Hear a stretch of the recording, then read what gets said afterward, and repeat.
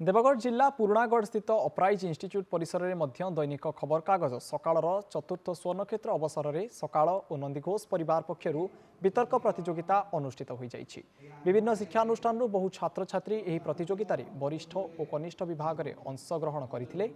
कनिष्ठ विभाग में सरस्वती शिशु विद्या मंदिर छात्री लिप्सा भोई प्रथम, सरकारी बालिका उच्च विद्यालय छात्री दिव्या दीक्षा छांकर द्वितीय और केन्द्रीय विद्यालय छात्री देविका दास तृतीय स्थान हासिल करथिले।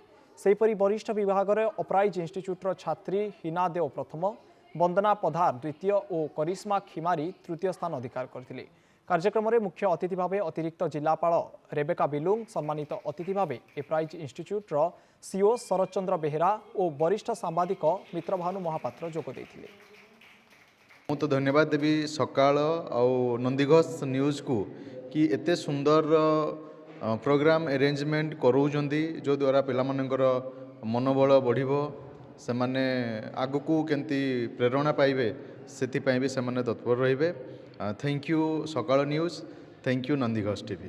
एमती जदि जारी रहिबो समस्तकर इच्छा शक्ति बढ़िबो एवं आमे आशा करछु कि ए प्लेटफॉर्म आगक बढ़ो एवं एमती नुआ नुआ वितर्क प्रतियोगिता नै कि आसु। जो परिस्थिति वर्तमान समाज गति करुछि सेही ऊपर आमु किछि कहया पय सुजोग मिलिथिला।